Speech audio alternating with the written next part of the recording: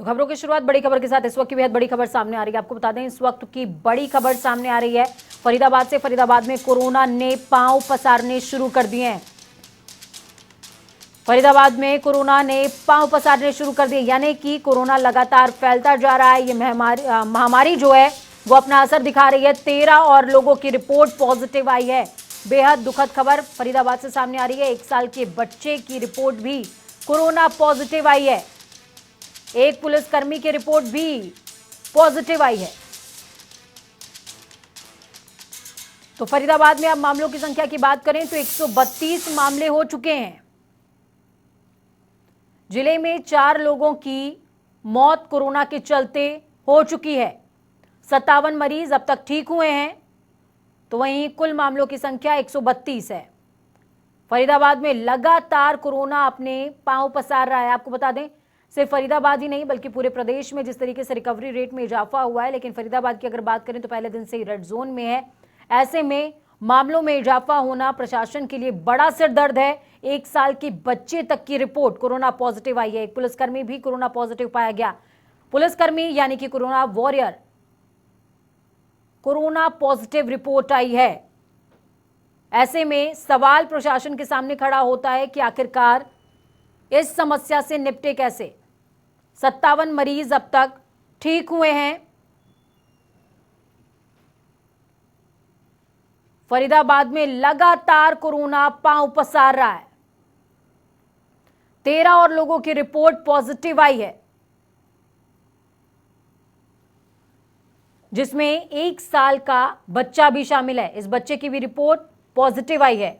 और आपको साथ में यह भी बता दें कि एक पुलिसकर्मी की रिपोर्ट भी पॉजिटिव आई है। तमाम सूबे के ऐसे मामले सामने आ रहे हैं जिसमें सीआरपीएफ के जवान हो या पुलिस के जवान हो, वो संक्रमित पाए जा रहे हैं, चाहे वो डॉक्टर्स हो, यानी कि कोरोना वॉरियर्स लगातार संक्रमण का शिकार हो रहे हैं। ऐसे में प्रशासन के सामने भी बड़ा सवाल है कि आखिरकार कोरोना वॉरियर्स को कैसे बचाया जाए। इस खबर पर ज्यादा जानकारी के लिए हमारे संवाददाता गजेंद्र राजपूत जुड़ चुके हैं। गजेंद्र, क्या कुछ अपडेट है?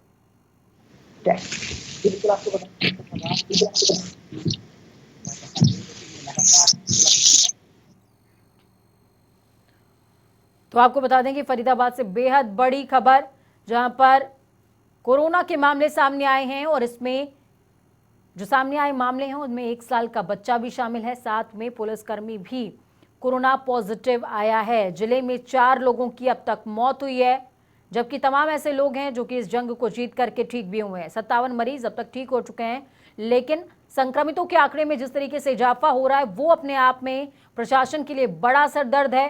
फरीदाबाद में कोरोना के जो मामले हैं वो बढ़ते जा रहे हैं। 13 और लोगों की रिपोर्ट पॉजिटिव आई है। ये कहीं ना कहीं अपने आप में प्रशासन के लिए बड़ा सिरदर्द होने वाला है। एक पुलिसकर्मी की रिपोर्ट भी कोरोना पॉजिटिव आई है, जबकि एक 5 साल का बच्चा जिसकी रिपोर्ट पॉजिटिव आई है।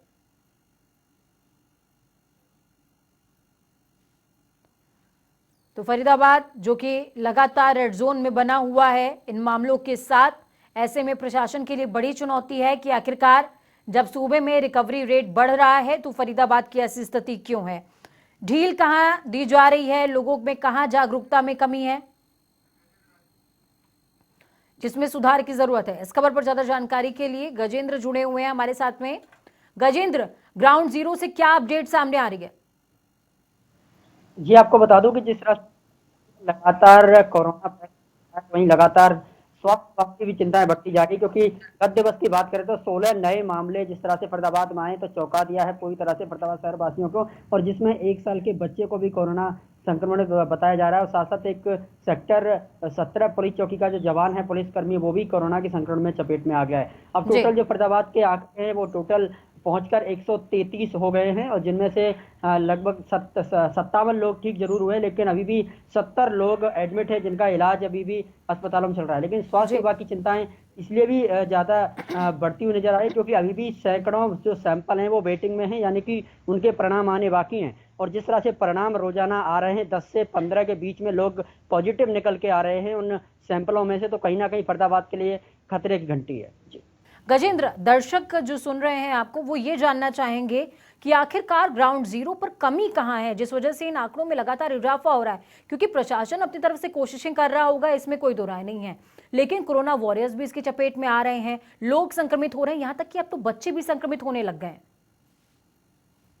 जी आपको बता दूं कि जिस तरह से पहले और दूसरे चरण के लॉकडाउन में सैंपलिंग कम हो रही थी, तो कम आंकड़े निकल के आ रहे थे, लेकिन अब जो फिलहाल जो तीसरा जो लॉकडाउन चल रहा है, इसमें सैंपलिंग की जो संख्या है वो बढ़ी है। और साथ साथ जिस तरह से छूट दी गई है शहर में, चाहे वो बाजार में दी गई हो या फिर छोटी दुकानों पर दी गई हो या फिर वर्कशॉप वगैरह, ये जो जिस तरह से राहत दी गई है, लोगों का आना जाना अब घर से बाहर हुआ है, एक दूसरे के संपर्क में लोग आए, तो कहीं ना कहीं इसी वजह से संक्रमण फैल रहा है। और स्वास्थ्य विभाग भी इसी को लेकर चिंतित है। लगातार स्वास्थ्य विभाग, जिला प्रशासन और पुलिस प्रशासन तीनों बैठकें भी कर रहे हैं कि किस तरह से फरीदाबाद में जो बढ़ते संक्रमण को रोका जाए। जी गजेंद्र, क्या सैनिटाइजेशन का काम चल रहा है ठीक से? क्या उसमें कोई ढील है या लोगों की जागरूकता में कोई कमी है? दोनों में से किस पहलू को आप कमजोर पा रहे हैं? जी, फरीदाबाद में प्रशासन की ओर से अभी ऐसी कोई लापरवाही सामने नहीं आई है। स्वास्थ्य विभाग लगातार जिन जिन क्षेत्रों को जो संक्रमित क्षेत्र है या फिर वहां पर संक्रमण फैलने का डर है, वहां पर लगातार सैनिटाइज करवा रहा है और जागरूकता भी फैला रहा है। तो कहीं ना कहीं तीसरे लॉकडाउन में जिस तरह से फरीदाबाद के लोगों में जागरूकता की कमी दिख रही है, क्योंकि लोग नहीं मान रहे, क्योंकि ज्यादा समय लोगों को घर में हो गया है और उनको आर्थिक स्थिति भी उनकी कहीं ना कहीं इस समय कमजोर हो रही है, तो इस वजह से लोग अब बाहर निकले अपने कामकाजों के लिए। तो उस वजह से कहीं ना कहीं लोग जिस तरह से एक दूसरे के संपर्क में आ रहे हैं, तो उसी तरह से तेजी से यहाँ पर संक्रमण फैल रहा है। जी, सोशल डिस्टेंसिंग का पालन किया जा रहा है गजेंद्र लोगों के द्वारा? जी, अभी तक ऐसी कुछ खास तस्वीरें यहाँ पर नजर नहीं आ रही हैं फरीदाबाद में कि जिस तरह से पहले और दूसरे चरण में लॉकडाउन में सोशल डिस्टेंसिंग का पालन किया गया था, अब तीसरे चरण के लॉकडाउन में सोशल डिस्टेंसिंग कहीं ना कहीं अब धूमिल साबित हो रही है। और प्रशासन भी अब कहीं ना कहीं थोड़ा सा ढिलाई बरत रहा है, क्योंकि लगातार 50 से ज़्यादा दिन यहाँ पर प्रशासन को काम करते हो गए, और इसी वजह से सोशल डिस्टेंसिंग में यहाँ पर जमकर धज्जियां उड़ाई जा रही है, चाहे वो सब्जी मंडी हो, बाजार हो या फिर कोई कार्य क्षेत्र हो। चलिए, बहुत बहुत धन्यवाद गजेंद्र हमारे साथ जुड़ने के लिए, अहम जानकारी साझा करने के लिए। गजेंद्र राजपूत जुड़े ग्राउंड जीरो से, जिन्होंने बताया कि किस तरीके से लोग अब अकता गए हैं कहीं ना कहीं इस लॉकडाउन से और वो घरों से बाहर निकल रहे हैं।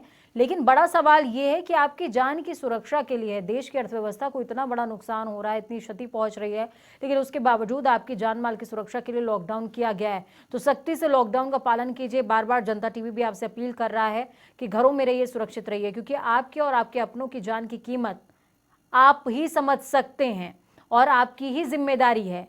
आपको पता भी नहीं चलेगा कि कब आप संक्रमण को घर पर लेकर के आए और कब लोग, आपका परिवार उससे संक्रमित हो गया।